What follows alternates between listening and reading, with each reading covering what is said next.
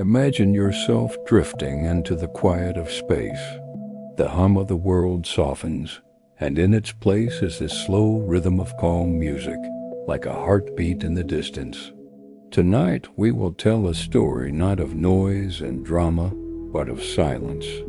The silence of the moon, the silence of preparation, the silence of minds and machines working together for one purpose. This is the story of Apollo 11, told slowly, gently, and carefully, so that you may both learn and rest. Let the words fall softly, like starlight through the window of your imagination. Before we begin, if you enjoy these calming journeys through history, consider liking this video and subscribing to Sleepy History Stories. Your support helps us keep making peaceful storytelling for nights just like this one. And if you have a favorite moment in history you would like to hear in this calm, sleepy style, please let us know in the comments.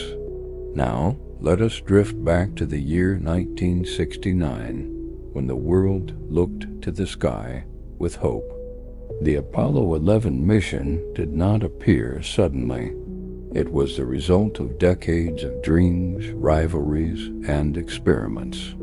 To understand why 3 astronauts would risk everything to step onto the moon, we must first picture the world that came before. It was the 1960s. The Cold War had placed the United States and the Soviet Union in a race not only for political dominance, but for technological wonder. The Soviets had startled the world with Sputnik, the first satellite. In 1957, they had sent Yuri Gagarin into space in 1961, his smile beaming down from posters as the first human to orbit Earth.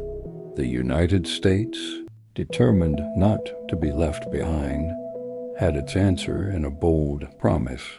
President John F. Kennedy, in 1961, declared before the American people, "And the world, we choose to go to the moon, not because it is easy, but because it is hard." These words echoed across a generation. They were not just political, they were poetic. They set a challenge that demanded courage, money, science, and dreams. Imagine the world at that time. Televisions were still in black and white. Computers filled entire rooms and hummed with heat.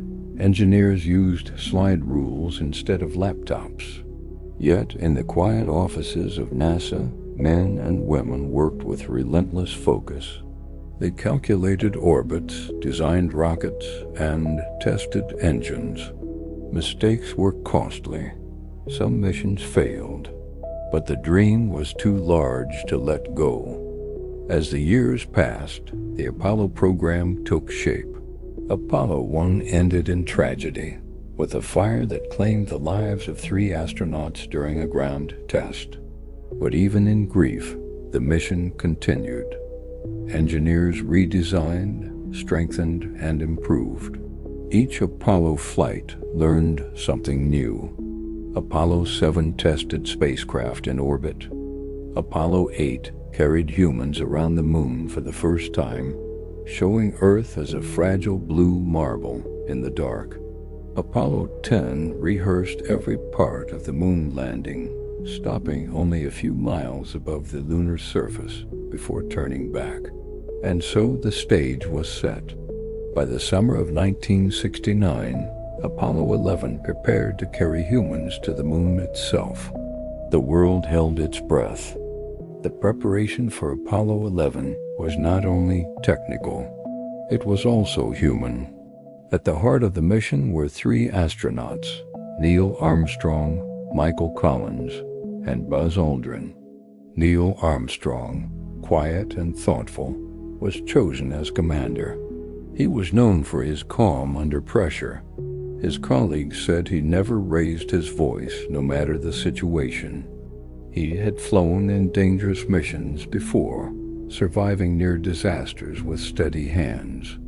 Buzz Aldrin, the lunar module pilot, was different.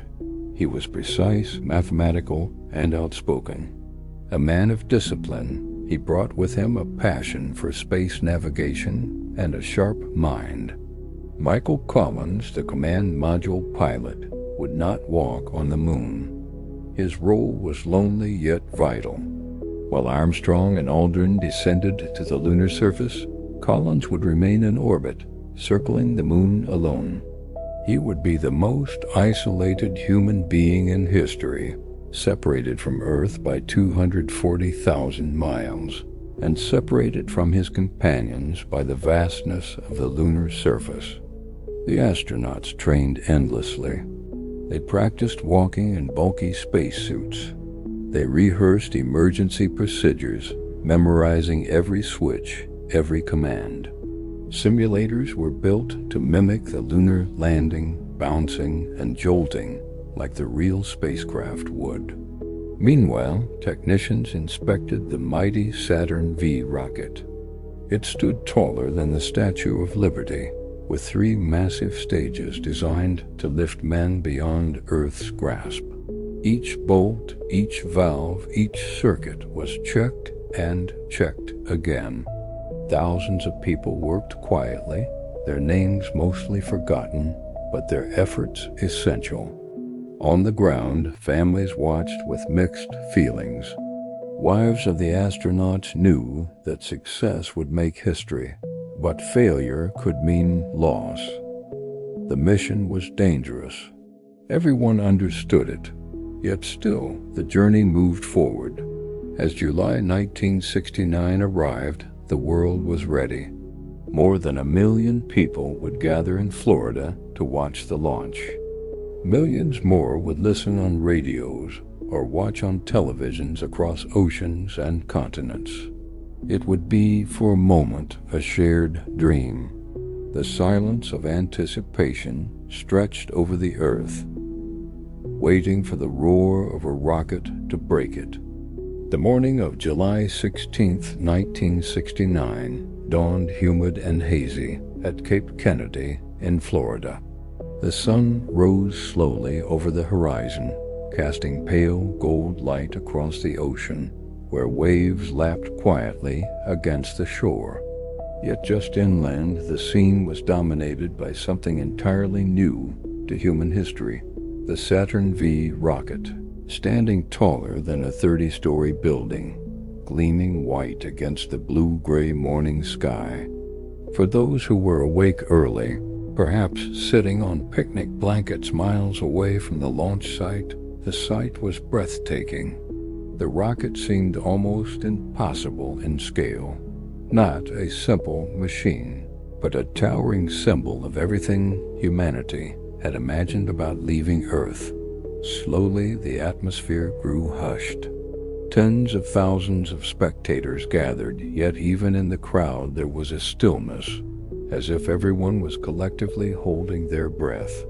Inside the spacecraft, at the very top of the rocket, astronauts Neil Armstrong, Buzz Aldrin, and Michael Collins sat calmly, strapped into their seats.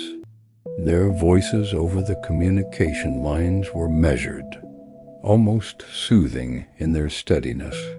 They had rehearsed this moment endlessly in simulators, yet the reality of being inside the massive vehicle, waiting for it to awaken, was something else entirely.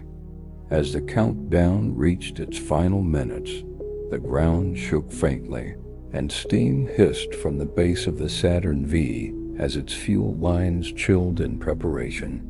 Engineers in the control center, seated at rows of glowing consoles, watched carefully, each responsible for a small but vital detail. Despite the tension, the voices heard over the radio were calm and methodical. At T-minus 10 seconds, the voice of the launch announcer echoed through speakers, calm, steady, and final. The seconds ticked down. Then, at 0, the world erupted. The engines of the Saturn V ignited with a force so immense that even spectators miles away could feel it in their chests. Fire and smoke billowed outward in slow, rolling clouds. The rocket did not leap upward immediately.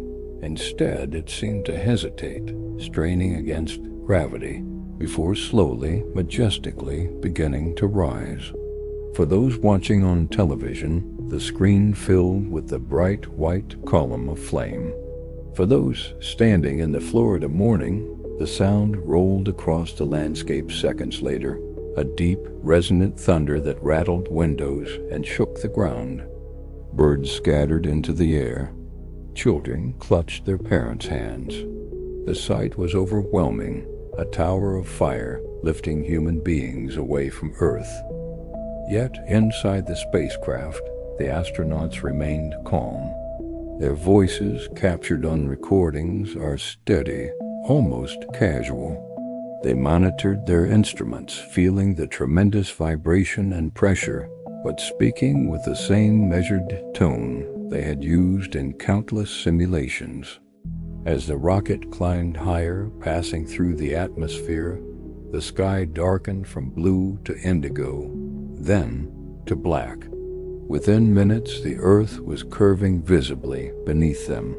For those listening at home, the commentary mixed technical details with awe.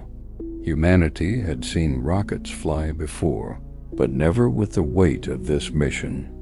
Never with the knowledge that this was the beginning of a journey to the moon. And so, after only 12 minutes of ascent, the astronauts were no longer bound to Earth. They were in orbit, circling the planet at incredible speed, the blue and white sphere of Earth filling their viewports. The launch, once only a dream, had become a reality. After completing a few orbits around Earth, Apollo 11 prepared for what was known as trans-lunar injection. This was the moment when the spacecraft would fire its engines and leave the safety of Earth's orbit, setting its course directly toward the moon. The engine burn was precise, timed to the second. With a deep vibration, the spacecraft accelerated, and soon the Earth's gravity began to loosen its hold. Apollo 11 was no longer circling the planet. It was on a path across the void of space, moving closer, hour by hour, to the distant moon. The journey itself lasted about 3 days, but in the timeless stillness of space, the hours stretched into something vast and meditative. Inside the command module, the astronauts floated weightlessly, their bodies adapting to the strange sensation of microgravity. Every small movement sent them drifting. Every gesture had to be deliberate and slow. Out the windows, Earth grew smaller with each passing hour. At first, it was a vast globe, its continents and swirling clouds visible in detail. But gradually it shrank, becoming a shining marble of blue and white, set against the blackness of space.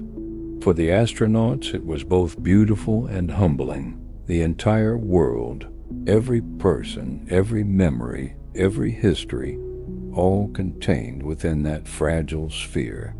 The spacecraft itself was divided into 3 sections: the command module Columbia, where the astronauts lived and worked; the service module, which contained engines and supplies; and the lunar module Eagle, carefully stored for the landing to come.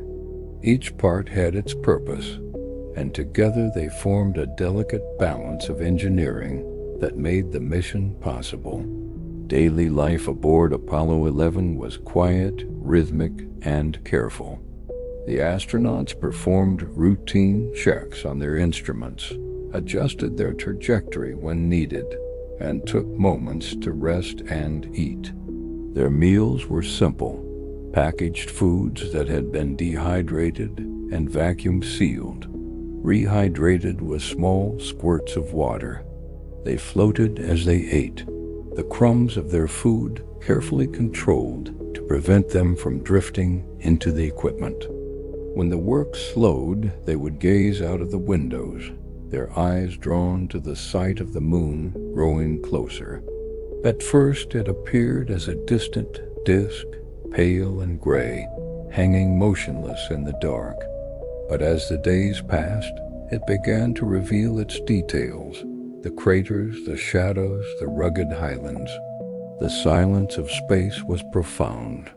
There was no wind, no atmosphere, no sound beyond the soft hum of their spacecraft.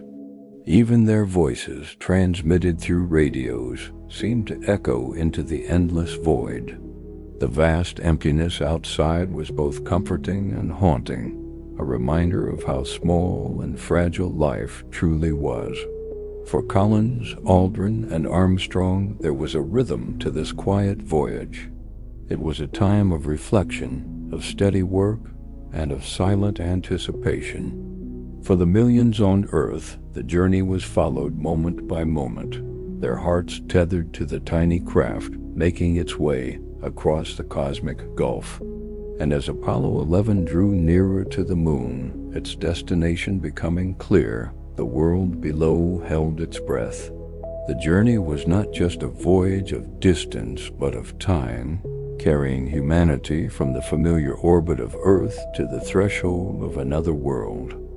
As Apollo 11 drifted closer to the moon, the world below continued spinning, unaware of just how small and quiet it looked from space. From their windows, Neil Armstrong, Buzz Aldrin, and Michael Collins could see the lunar surface beginning to take form, no longer a distant glowing circle in the night sky, but a vast, textured world of shadows, ridges, and ancient craters. The spacecraft slowed and curved into orbit around the moon, slipping into a graceful ellipse that would carry them again and again around this silent neighbor of Earth. Each pass offered new views, stretches of pale gray plains, fields of shattered rock, and valleys cut by meteor strikes that had happened long before humans even existed.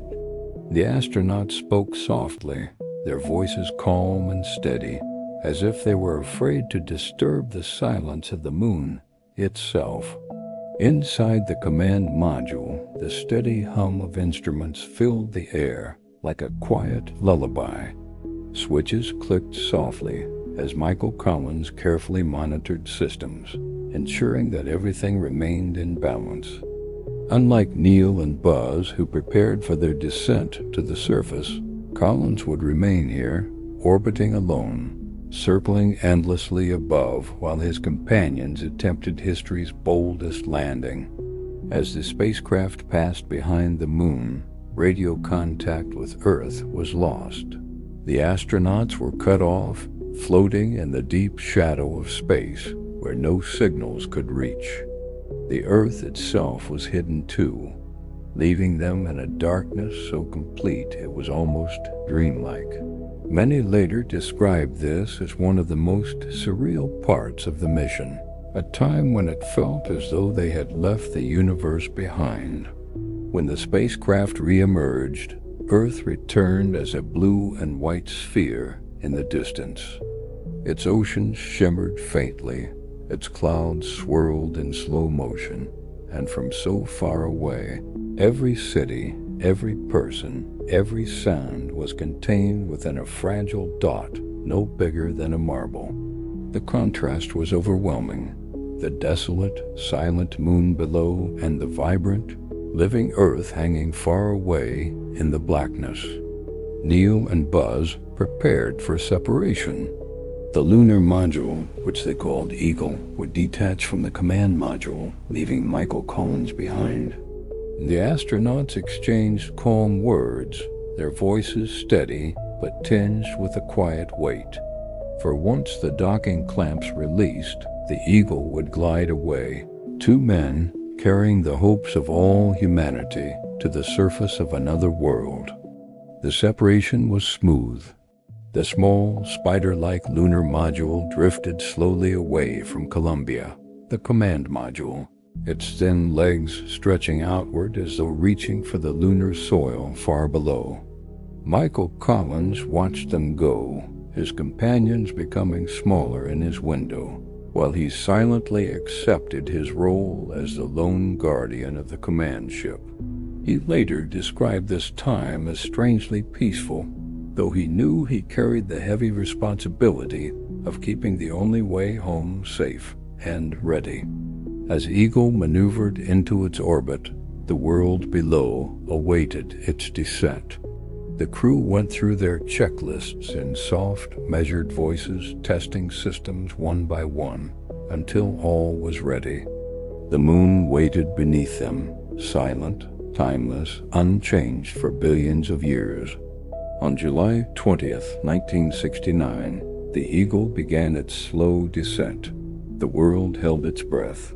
Families gathered around televisions and radios. Classrooms paused their lessons. Strangers huddled in parks and squares. For a few hours, the noise of Earth quieted, as everyone turned their attention to the distant lunar sky. Inside the Eagle, Armstrong and Aldrin began their landing sequence.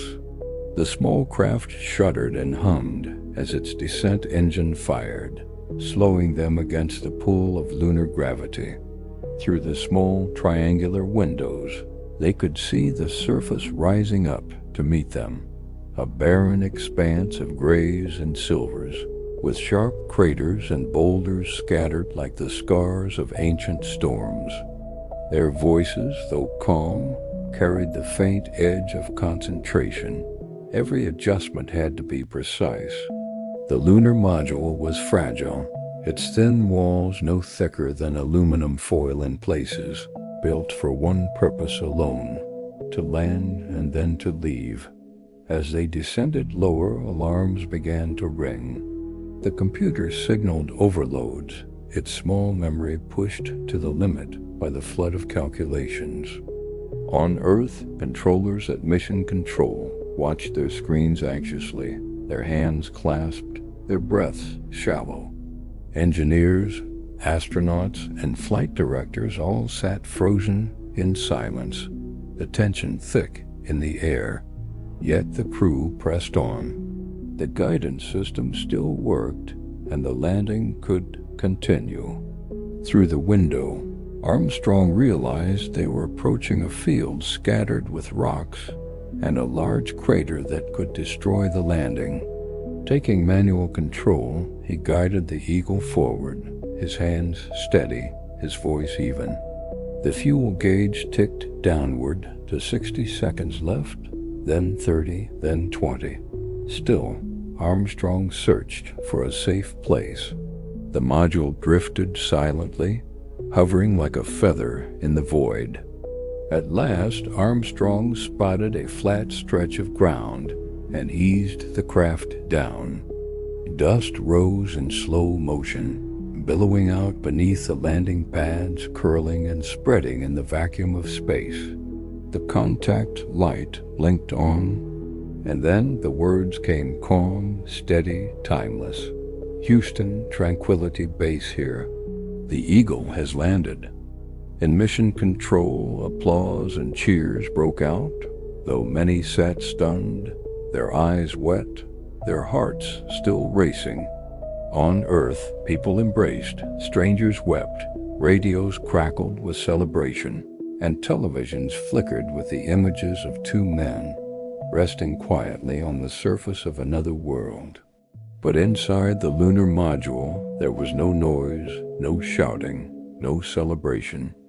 Only the soft hiss of oxygen, the hum of instruments, and the slow, steady breathing of Armstrong and Aldrin. After traveling nearly 250,000 miles, they had arrived on the moon, a place silent beyond imagination, a place no human had ever touched. The world would not soon forget the stillness of that moment when time seemed to pause and the impossible had become real. The small craft called Eagle now sat silently upon the lunar surface. Around it stretched a world that had never felt the footsteps of humankind. The landscape was pale and still, bathed in muted shades of gray and silver. Shadows were long and sharp, for there was no atmosphere to soften them. The surface appeared both alien and oddly familiar, like a dream remembered dimly after waking. Inside the cramped lunar module, Neil Armstrong prepared for the moment that history would always remember. The cabin was quiet except for the rhythmic hiss of life support and the clipped radio exchanges with mission control far away on Earth. Every movement was deliberate. The process of donning the space suit, attaching the oxygen, securing the gloves, and checking each connection was slow and methodical. The stakes were higher than anyone could measure. As the hatch opened, the moon's unfiltered light spilled into the cabin, filling it with a stark brilliance. Armstrong moved carefully, descending the ladder rung by rung. The silence outside was absolute, broken only by the faint crackle of his voice as he spoke into the radio. Then, at last, one boot touched the dust of the moon. The fine regolith gave way beneath his foot, holding the impression like soft powder. In that instant, humanity had expanded its world.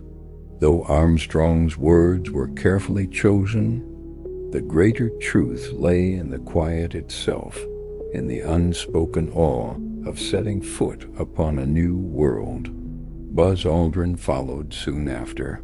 His movements were slightly heavier, but no less cautious. Together, the two astronauts stood beneath the black sky, looking at the horizon of another world.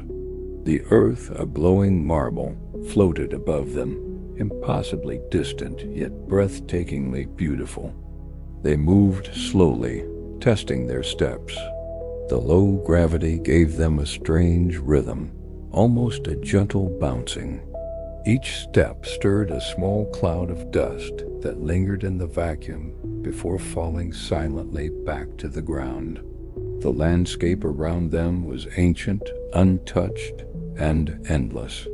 The flag was set into place with effort, for the soil resisted their attempts to anchor it. Yet at last it stood, though the fabric did not wave. There was no breeze here, only stillness. It became a symbol of human presence in a realm where nothing living had ever walked. The cameras transmitted their every motion back to Earth, where millions watched in the deep of night. Yet for the astronauts, the world beyond their helmets felt quiet, like a forgotten desert. They collected samples of rock and dust, their gloved hands placing fragments of the moon into small bags. Each piece was more than a rock. It was a relic of creation itself, older than the continents and oceans of Earth. The moonwalk lasted only a few hours, yet the memory of those steps would outlive the men themselves. Their voices, steady but subdued, carried the tone of explorers who understood the fragility of the moment. Above all, it was calm, almost meditative. The first moonwalk ended with quiet satisfaction. The samples were secured, the experiments were placed, and the photographs were taken. At last, the two men turned back to the ladder, climbing carefully into Eagle, leaving behind only footprints, equipment, and a sense of silent wonder upon the surface of the moon. Time on the moon was limited, yet within those hours there was space for quiet reflection. The astronauts stood not only as explorers, but as witnesses. They looked upon the land, barren yet beautiful, a world untouched for eons. The dust lay undisturbed, the rocks unchanged by weather or wind. It was a place of silence, a place of permanence. They'd planted the American flag, its fabric stiffened by wire so that it appeared to wave though no air stirred it. Nearby, instruments were carefully placed to record data, small tools of science set upon an ancient landscape. Every movement felt deliberate, unhurried, as though time itself had slowed to honor the occasion. At moments they paused simply to look around. Aldrin once described the view as magnificent desolation. The phrase captured both the beauty and the emptiness, the wonder and the silence. Beneath their feet lay a surface that had waited for billions of years. Above, the earth shone brightly, fragile and vibrant against the black sky. Perhaps in those quiet moments, thoughts wandered to the people far away, families watching, children staying awake deep into the night, entire nations pausing to witness. The astronauts stood not for themselves, but as representatives of a shared dream, proof of what humanity could achieve when reaching beyond its boundaries. Though they were thousands of miles from home, the Earth was always visible. That small, glowing sphere reminded them of where they had come from. Oceans, forests, mountains, cities, all gathered into one shining globe. It was a reminder of unity, of fragility, of the deep connection between all who lived upon it. As they prepared to leave, their footprints remained behind, pressed into the dust. They would stay there for countless ages, a quiet record of a single moment when humanity first touched another world. No wind would erase them, no rain would wash them away. They would endure, silent marks of an unforgettable night. The astronauts gathered their tools, secured their samples, and returned to the module. Yet the memory of that silent world, the stillness of its plains, and the quiet reflection it offered would remain within them, and within all who watched long after their journey home. The time on the moon was short, just over 20 hours, but history would remember every second. Now it was time to go home. The lunar module, Eagle, having served its purpose as a fragile house on the moon, was no longer meant to last. Its base, the descent stage, would be left behind, a quiet monument on the silent plain. Armstrong and Aldrin prepared to ignite the ascent engine, a small and untested machine, the one thing standing between them and a safe reunion with Collins in lunar orbit. With the press of a button, the ascent stage jolted upward. The view from their tiny windows was unlike anything seen before. The gray surface of the moon shrinking beneath them, the horizon curving gently, the stars returning to visibility against the black backdrop of space. Below them, the base of Eagle sat quietly, a lonely structure resting forever on the sea of tranquility. They carried within them the dust of another world, the memory of each step and word, and the responsibility of returning those memories safely to Earth. Soon, the tiny spacecraft was swallowed by darkness. As it ascended, Armstrong and Aldrin began to catch sight of a familiar glint Columbia, the command module where Michael Collins waited patiently. Collins had orbited the moon in solitude, circling again and again in silence, his companions always out of sight. At times, when he passed behind the moon, he became the most isolated human being alive, cut off from all of Earth and all of humankind. He had written later that he never felt lonely, only aware of the extraordinary stillness that wrapped around him. The rendezvous was precise, the dance of orbital mechanics flawless. The ascent stage of Eagle slid into alignment with Columbia, and the two spacecraft locked together once again. The crew reunited, exchanging quiet words. For Collins, it was the end of a long vigil. For Armstrong and Aldrin, it was the end of a dreamlike chapter. They transferred samples, equipment, and themselves back into the command module, sealing Eagle's ascent stage behind them. With a final separation, the small lunar ship drifted away into silence, destined to crash against the moon's surface and scatter into history. Now the three men were one again, bound together for the long voyage home. Columbia's course was set, its engine ignited, and with a steady burn they escaped the grip of the moon's gravity. Out the windows, the earth began to grow again, a pale blue marble emerging from the distance. Day by day, the sphere became larger, its colors sharper. Oceans, clouds, continents.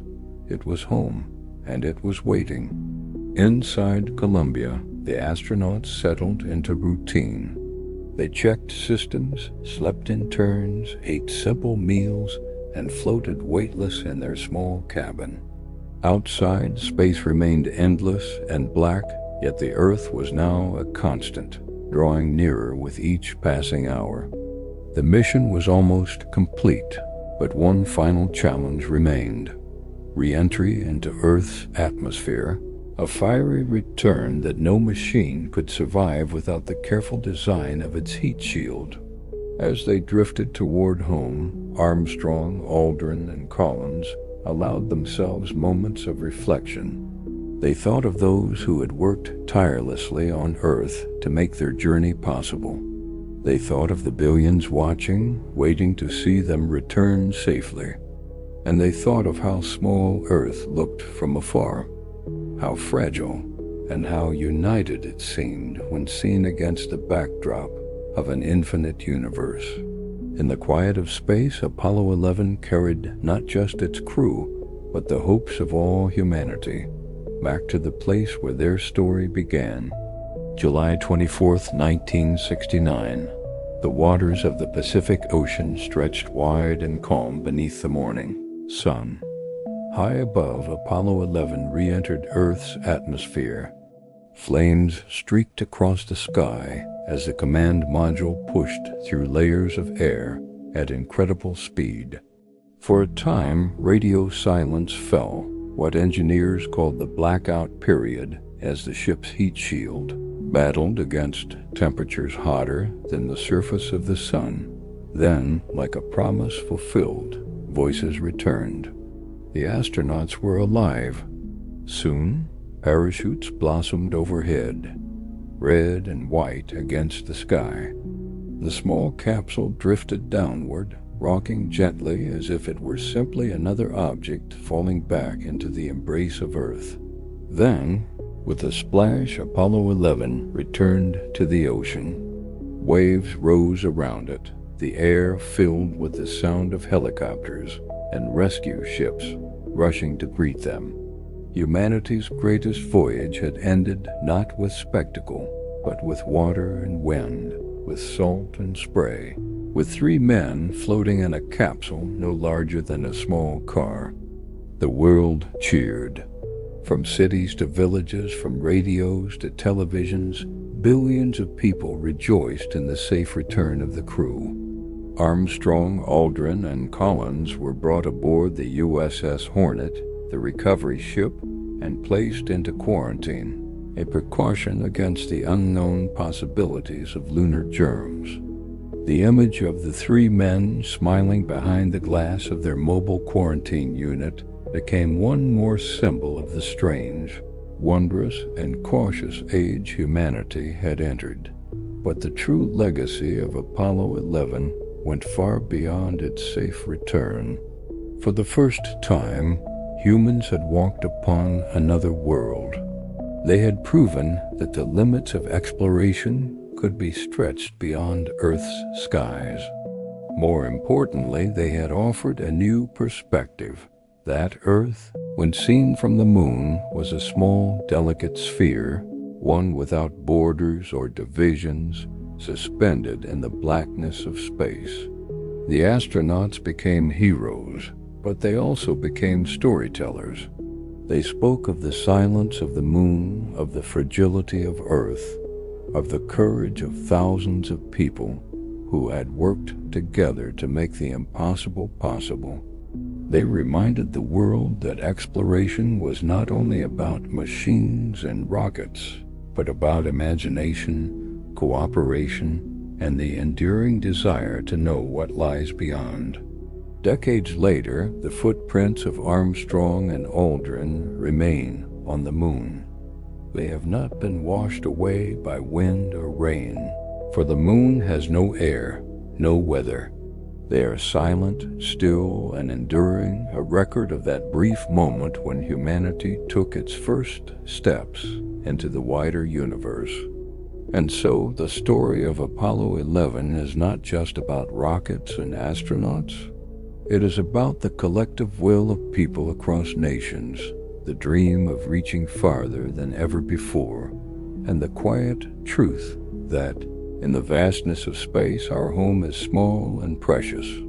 As we close this silent story, let us remember the sight that moved all who saw it. The Earth rising above the gray horizon of the moon, glowing softly, a fragile light in the darkness. It is there that our journey began, and it is there that all our journeys, no matter how far they travel, will always return. If you found calm in this story of Apollo 11, consider joining us again for more gentle explorations of history's quietest tales. Let these stories be your companion to rest, reflection, and peaceful sleep.